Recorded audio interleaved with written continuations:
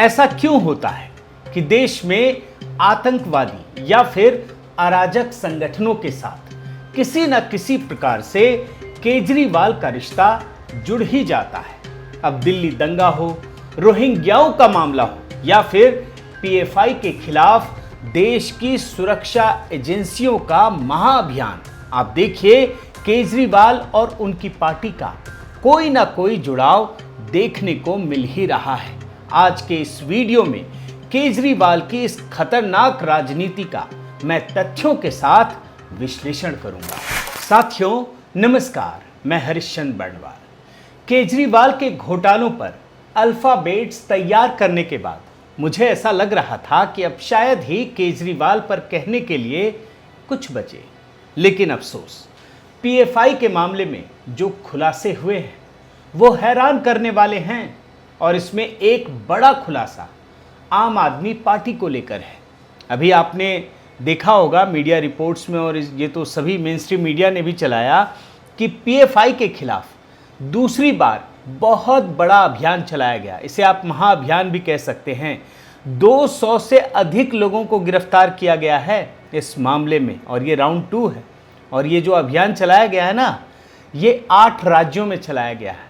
मतलब बहुत बड़ा अभियान है, कई सारी एजेंसियां लगी हुई हैं और सब में एक कोऑर्डिनेशन है, तालमेल है, और कई दिनों बल्कि कई वर्षों की मेहनत का नतीजा है। और इससे पहले जो पहला राउंड था वो 22 सितंबर को ये अभियान चलाया गया था, और उस समय 15 राज्यों में पीएफआई से जुड़े सभी नेताओं को गिरफ्तार किया गया है।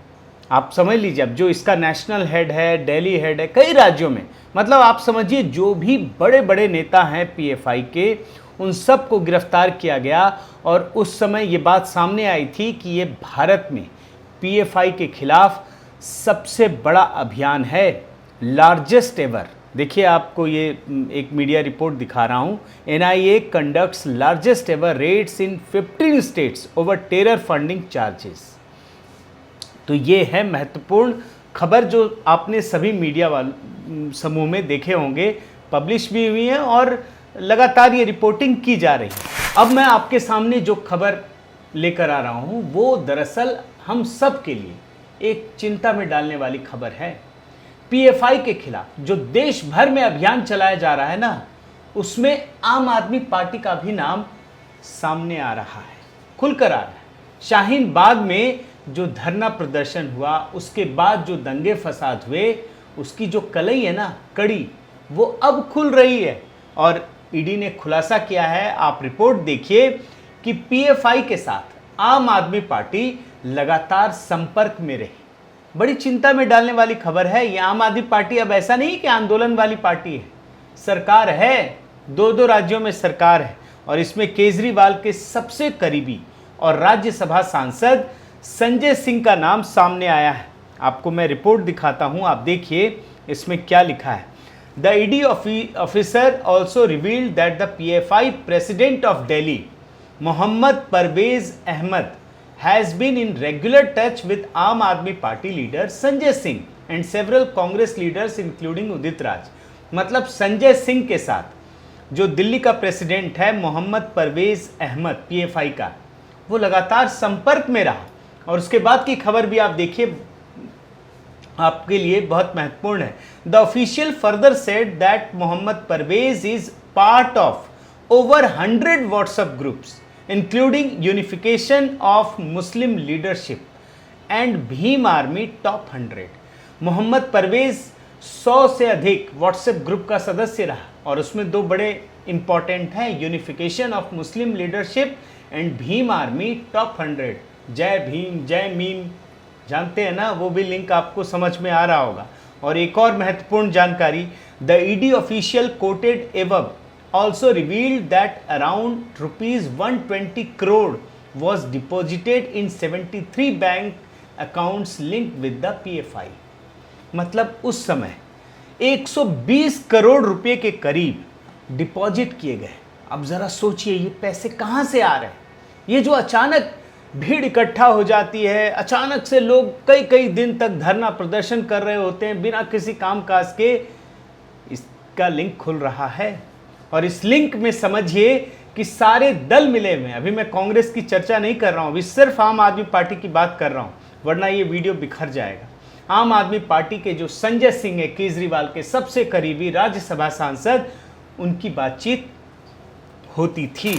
और भूलिएगा मत कि दिल्ली चुनाव के समय शाहीन बाग का केजरीवाल ने खुलकर समर्थन किया था और शाहीन बाग जो पीएफआई का सबसे बड़ा एक्सपेरिमेंटल ग्राउंड बना।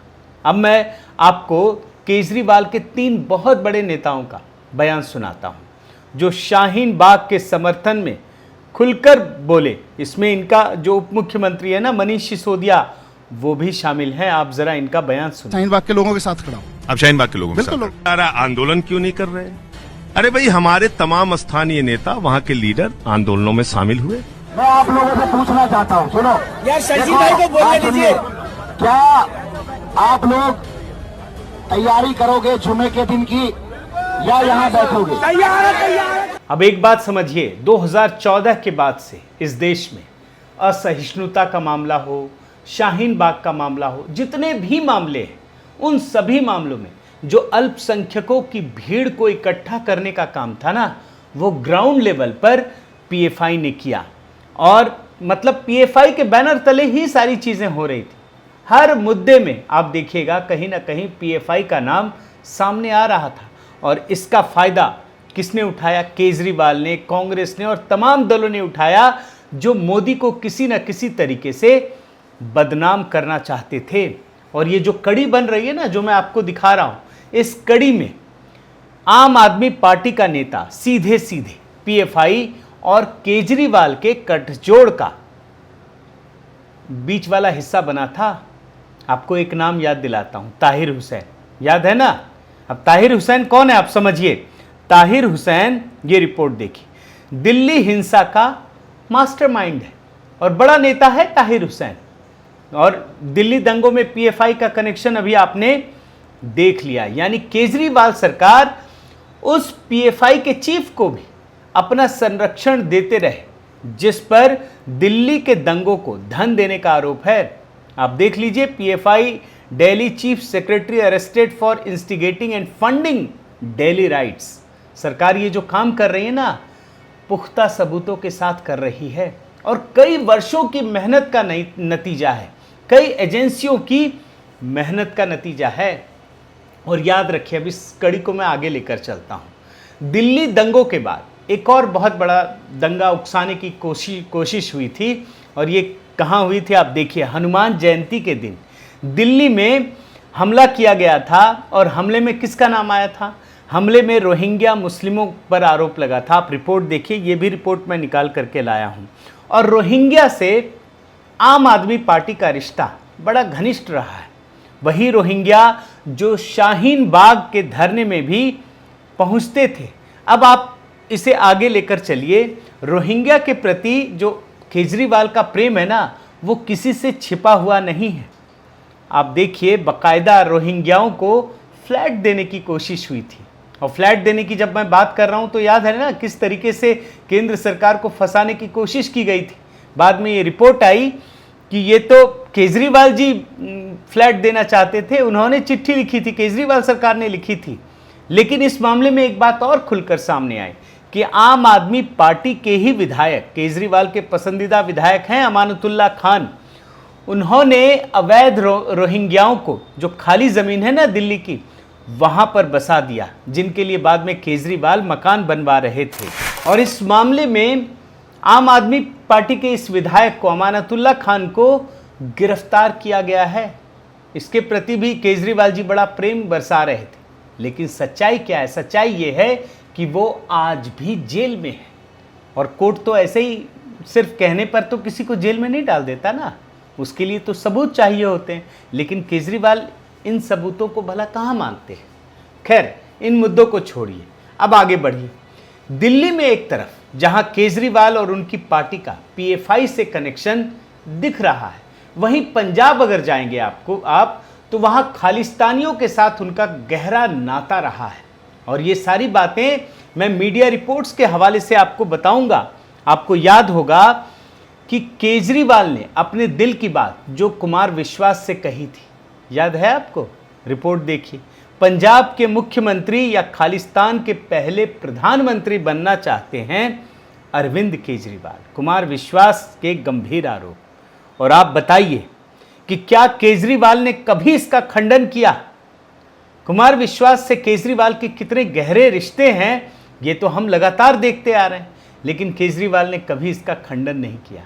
अब देखिए, सारी कड़ियां एक एक करके जुड़ रही हैं और अलगाववादियों के साथ केजरीवाल के खिलाफ कई गंभीर आरोप लग चुके हैं।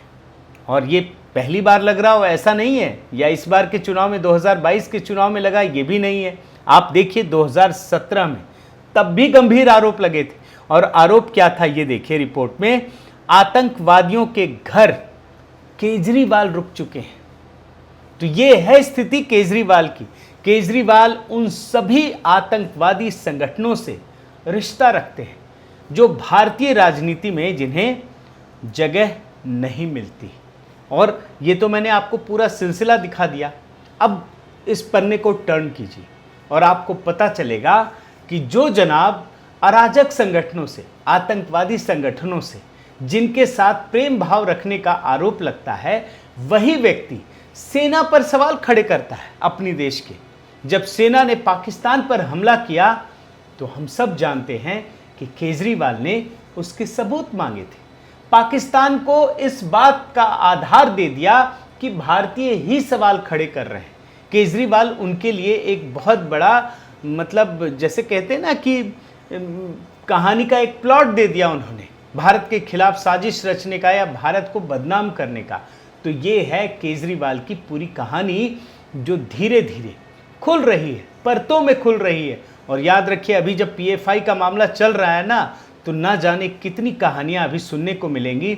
लेकिन आज जो ये मामला सामने आया है ये अपने आप में बहुत ही खतरनाक है। साथियों, केजरीवाल की कहानी शैतान की उस आंत की तरह है जिसे जितना खींचो उतनी ही बढ़ती चली जाती है। जो कारनामा केजरीवाल ने पिछले 7 वर्षों में कर दिखाया है उतना तो कांग्रेस भी 70 वर्षों में नहीं कर पाई है। या फिर आप पलट के भी बोल सकते हैं कि कांग्रेस ने 70 वर्षों में जितना कारनामा कर दिखाया है उतना केजरीवाल ने सिर्फ 7 वर्षों में कर दिखाया है। अब चाहे तो केजरीवाल इस पर खुश हो सकते हैं, ये उनका अधिकार है। बहुत बहुत धन्यवाद। आपसे निवेदन है कि आप मेरे इस चैनल को ज़रूर सब्सक्राइब कीजिए, लाइक कीजिए, शेयर कीजिए, कमेंट कीजिए और इस बेल आइकन को प्रेस करना मत भूलिएगा। नमस्कार।